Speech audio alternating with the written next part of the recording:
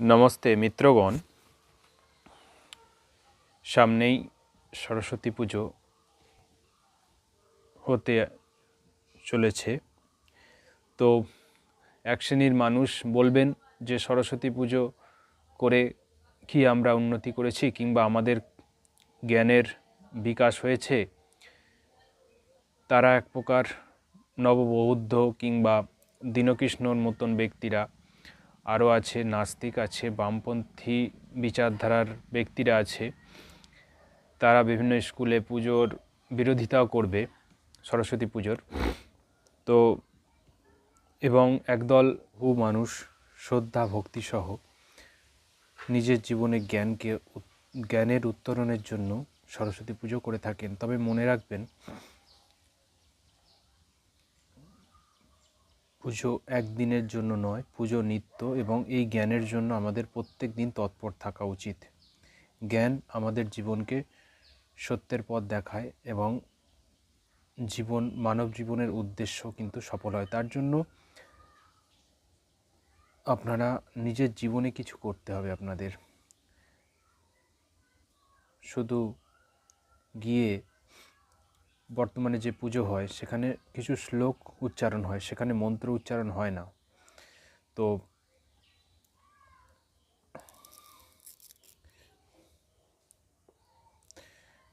এর মূল কারণ হলো আমাদের ঋষি পরম্পরায় যে গুরুকুল শিক্ষা ছিল সেই শিক্ষাগুলো বর্তমানে নেই এবং আমরা ধর্মকে কোনো এক বিশেষ দিনের জন্য পালন করি, নিত্য নয়।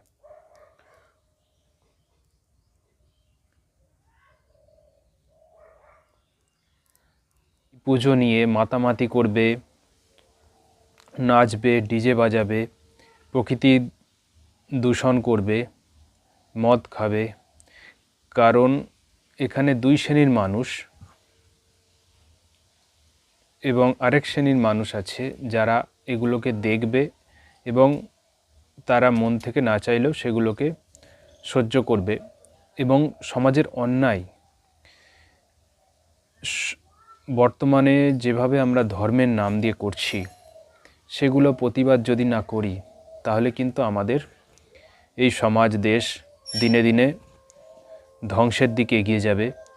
অনেকেই বলবেন আপনি নিজেদের ধর্মের সমস্যা বা ভুলগুলো নিয়ে বলেন, অন্য ধর্ম নিয়ে তো বলেন না।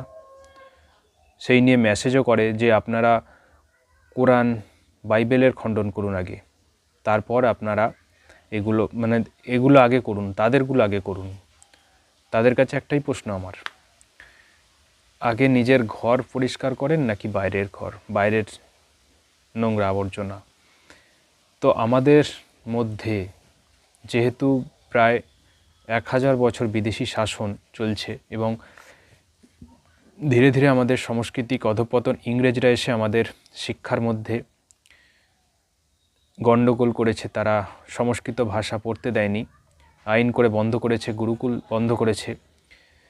ম্যাকলে নামক এক ব্যক্তি আমাদের শিক্ষা ব্যবস্থাকে পুরো পরিবর্তন করে দিয়েছে, যার জন্য আজকে গুরুকুল না থাকার জন্য, আমাদের সংস্কৃত ভাষা না জানার ফলে আমাদের শাস্ত্র বিভ্রান্ত করেছে তারা। এমনকি আমাদের মূল বৈদিক সিদ্ধান্ত আজকে আমাদের সমাজে জানি না। আমাদের যে ধর্মগ্রন্থ বেদ এবং বেদ কি বলছে ধর্ম বিষয়ে সেটা আমরা জানি না। মনুস্মৃতির বলছে বেদ অখিল ধর্মমূলম, সমস্ত ধর্মের মূল। আমরা যখন বেদের প্রচার করি, উপনিষদের প্রচার করি, রামায়ণ মহাভারত এগুলোকে তুলে ধরি, দর্শন, তো তখন কিছু মানুষ আমাদেরকেই বিরোধিতা করতে আসেন, খারাপ কথা বলেন, কমেন্ট করেন। আমরা অন্যান্য রিলিজিয়ান কিংবা যারা ধর্মবিরোধী ব্যক্তি আছে তাদের সঙ্গেও আমাদের তর্ক বিতর্ক হয়, কারণ আমাদের সত্য সনাতন বৈদিক ধর্ম, সেখানে কোনো কুসংস্কার, কোনো পাখণ্ড, কোনো অন্ধবিশ্বাস নেই। সেখানে সত্যর ওপর দাঁড়িয়ে আছে এই ধর্ম। কথাগুলো আপনাদের হয়তো একটু আঘাত লাগতে পারে ধর্মীয় বিষয়েও। কিছুদিন আগে করোনা দেবী নামে দেবী তৈরি হয়ে গিয়েছিল, এখনও পুজো হয়, মন্দির তৈরি হয়েছে দক্ষিণ ভারতে। আমরা কোনো মুখের হাওয়ায় হাওয়ায় কথা বলি না, যেটা সত্য সেটা যদি আমার মধ্যেও কিছু ভুল থাকে সেটাও আপনারা তুলে ধরবেন। কিন্তু ধর্মের মধ্যে যখনই পাখণ্ড আসবে, ভুল আসবে, তখন কিন্তু তাদের হাতে আমরা অস্ত্র তুলে দিচ্ছি। কিন্তু নিজেদের ঘর আগে ঠিক করুন, শুদ্ধ করুন। সেরকম বলি বিষয়ে বহু হিন্দু সমর্থন করে বলি প্রথাকে। তারা নাকি ভাবে যে বলি দিলে আমাদের সাহস বাড়বে, শক্তি বাড়বে।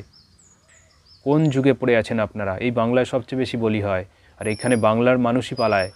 এখানের মানুষ বেশি মাছ মাংস খায়, তার সত্ত্বেও মানুষ ভয়ে পালায়, ভয় পায়। মাথায় রাখবেন, কোনো প্রাণীকে যখন হত্যা করছেন তার ভয় আপনার মধ্যে আসছে। দেখবেন উত্তর ভারতীয়, বিশেষ করে রাজস্থান ওই সাইডের মানুষ, প্রায় 70% মানুষ শাকাহারী।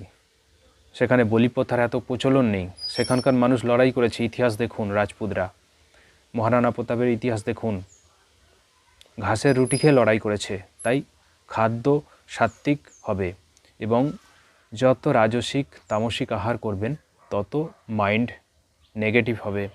ব্রহ্মচর্য পালন হয় না। ছোট বয়স থেকে যদি আমরা মাছ মাংস বেশি খাই, শরীর গরম করে এবং আমাদের ব্রহ্মচর্য ক্ষয় হয়ে যায়। তাই এবং সাত্ত্বিক আহার, শাক সবজি, ফল, শস্য, ডাল, এগুলো হলো সাত্ত্বিক আহার। এগুলো যত জীবনে গ্রহণ করবেন তত সাত্ত্বিকতা আসবে এবং পজিটিভভাবে কাজ করতে পারবেন। সমাজ, দেশের জন্য, নিজের জন্যও আনন্দেও থাকবেন। আজকে মানুষের মুখগুলো দেখুন কীরকম অবস্থা, শান্তি নেই, কারণ তারা একজনকে দুঃখ দিচ্ছে। দুঃখ দিলে কোনোদিন সুখ পাবেন না, এটা মাথায় রাখবেন। এটাই ধর্মের সিদ্ধান্ত। আমরা সত্যের প্রচার করি, তার জন্য হয়তো আমাদের ফলোয়ার কম হতে পারে, বন্ধু কম হতে পারে, সেটা কোনো যায় আসে না। বহু মানুষ রিল ভিডিও, মজাদার ভিডিও বানিয়ে হাজার হাজার টাকা, লাখ লাখ টাকা উপার্জন করে, তাদের ফলোয়ার অনেক। তাতে কি হবে? কত খারাপ ভিডিও বানিয়ে তারা মানুষকে প্রভাবিত করছে, লক্ষ লক্ষ টাকা উপার্জন করছে। তাতে কিছু লাভ আছে? আমরা ফেসবুক থেকে কোনো টাকাও পাইনি, টাকার উদ্দেশ্য করাও নয়। মানে এই সব কাজ প্রথমত সমাজের সত্যের বিপরীতে চলা ব্যক্তি আমরা। আর যেটা সত্য সেটা সত্য, সেটা খণ্ডন করে সত্যকে প্রতিষ্ঠা করাই আমাদের উদ্দেশ্য। তাই আগে নিজেদের ঘরকে সুধার করতে হয় আমাদের, নিজেদের ভুলভ্রান্তিগুলো। তো বিষয় অনেকটি দূরে চলে গেছিলাম। তো সরস্বতী পুজো নিয়েই আমাদের বৈদিক শাস্ত্র কি বলছে সেটা জানুন। পৌরাণিক সিদ্ধান্ত অনুযায়ী তো আজকে অনেক কিছু আমরা করি যেগুলো মূল সিদ্ধান্ত বিরুদ্ধ। সেই শনি দেবতার পুজো থেকে শুরু করে, শনি দেবতা অরিজিনাল 33 কোটি দেবতার মধ্যেই নেই। আপনারা অবাক হয়ে যাবেন, কিন্তু চলছে। বহু মানুষ মানসিকভাবে ভেঙে পড়ে, কিংবা তাদের জীবনে ভালো কিছু হচ্ছে না, ভাবছে শনি দেবতার কাছে যাব, ঠিক হয়ে যাবে আমার, এই ভাবনা নিয়ে কিন্তু তারা যায়। ভালো করে কথাগুলো একটু মনন করুন, চিন্তন করুন, এবং যারা শনি পুজোর করতে যায় তাদেরকে গিয়ে প্রশ্নগুলো করুন, তাহলে উত্তর পাবেন। আমি নিজের প্রমাণ, আমি কথা বলি মানুষের সঙ্গে। আপনারা ভিডিও দেখেন নিশ্চয়ই, এগুলো দেখছেন।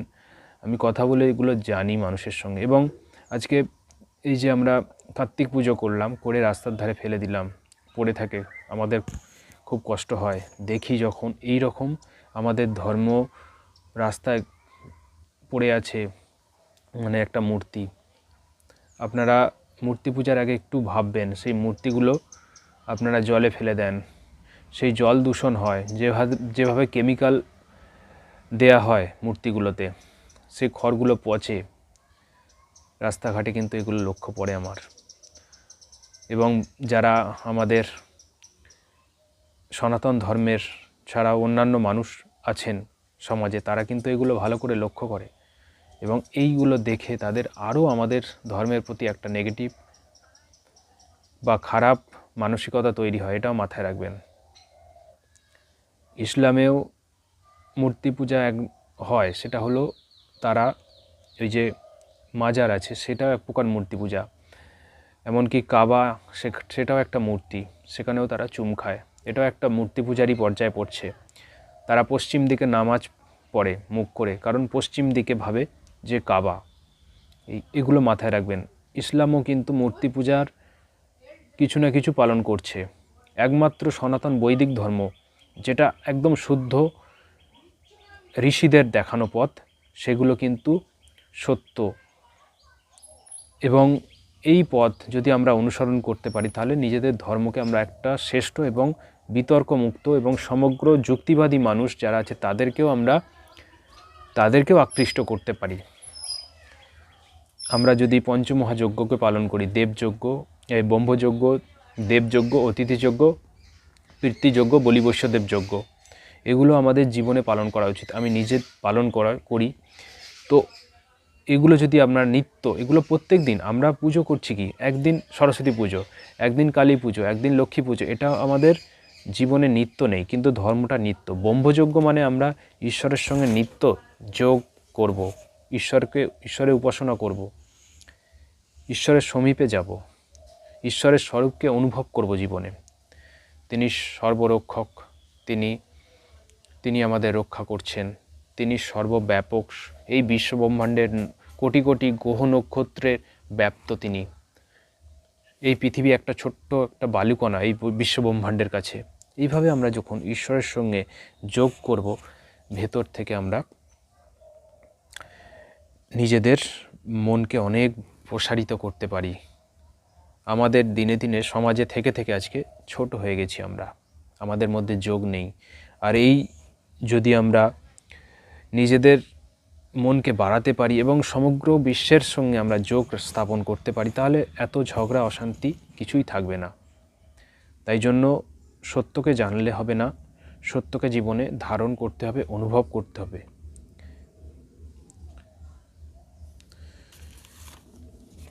তো এখানে বৈদিক শাস্ত্র মতে সরস্বতী পরমেশ্বরের একটি গুণবাচক নাম।